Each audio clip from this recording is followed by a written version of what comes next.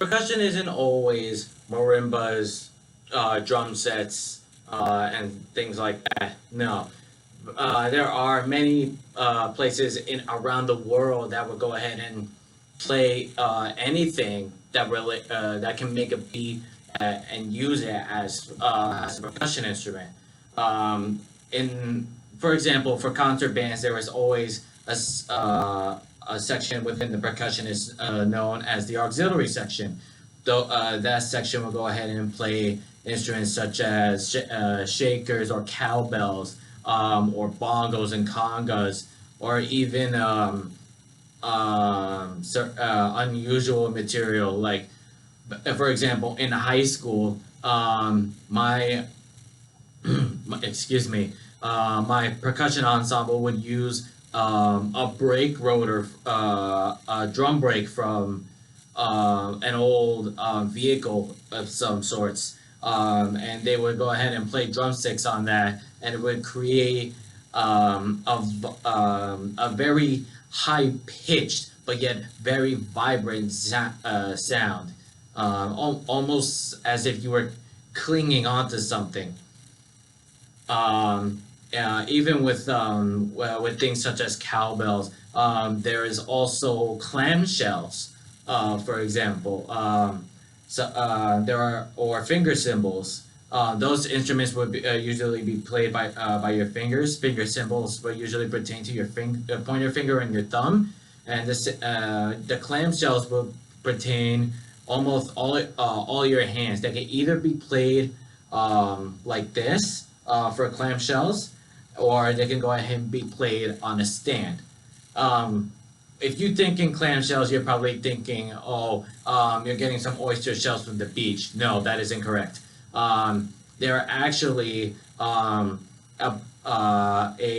instrument mainly found within innovative percussions inventory on their website, and they're actually black clappers that actually look like clamshells, and they will go ahead and when played together, they will go ahead and create a clamshell-like sound. And there are for bongos and congas, they would be played either with drumsticks or with your own hands. The congas can have a variety of sound. They all have the same shape and diameter. What makes that sound different is their height. I've seen congas go up to at least about my mid thigh, all the way to my waist. As I sat, either I stood up or sat down, and the sound of the pitch would be played differently, based on where you're hitting on the drum. For example, if you hit dead center, it's very low, but if you hit towards the edge, it's going to be very high. And then for it's the same thing for bongos. It depends on when you hit or where you hit to create a significant sound on the heads. The difference between the congas and the bongos is because you can have a numerous number of congas within the same depth. And then for bongos, they're always in a set of two, one with a low pitch and one with a high pitch. Usually those pitches pertain between C and F, or D and A. It depends on what type of conga it is and how it's made. And then in certain Spanish countries, there is a specific international instrument known as the cajon. It's an instrument that you actually play while you're sitting down, and you're gonna go ahead and play. You're going to play the cajon right underneath you as you play. It's a very hollow box with this circle right in the upper side, and once you play lower or higher, depending on where it is you hit on the cajon, the sound is going to project very differently.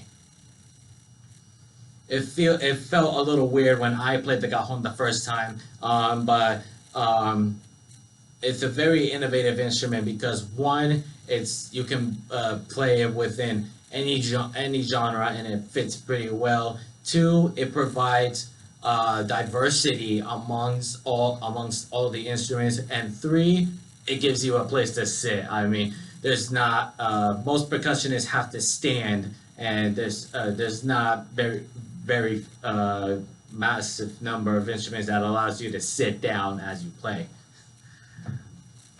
Excuse me. Jokes aside, there's even a personal favorite of mine are known as the steel drums or steel pans, depending on where you're from is how they're called. It goes back to all the way towards the end of World War II, where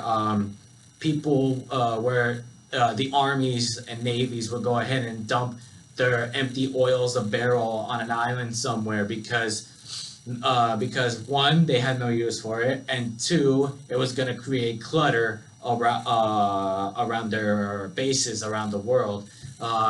So what they did was that they went ahead and took it to the islands, and it's just the islands because World War II was around the world. It could have been anywhere that they dumped the oil bins at. Because they were empty, certain parts of the country went ahead and took those empty oil barrels, and they went ahead and not either cut them down to size or hollowed them out,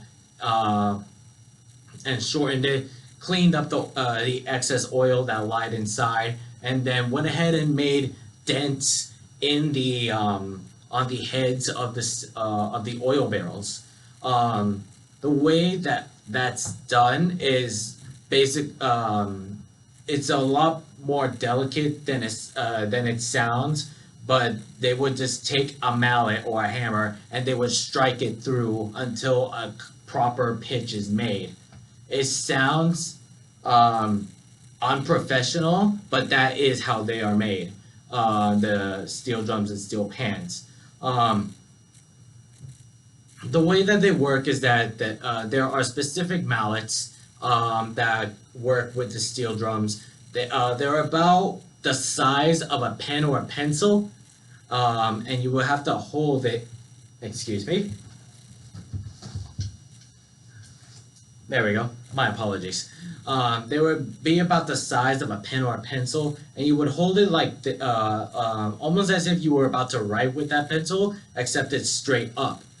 Actually, and then it's a lot more hand coordinated than it is with any other percussion instrument for like drum sets or snare drum, bass drums, for example.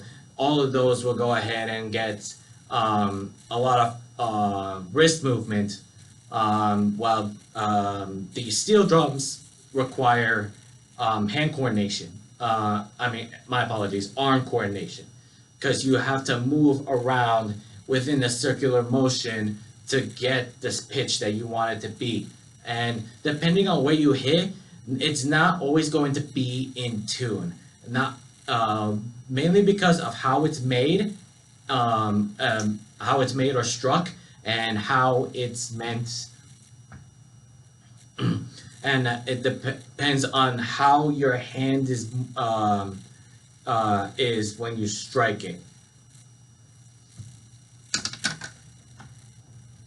And then there are instruments such as cymbals that require arm coordination as well.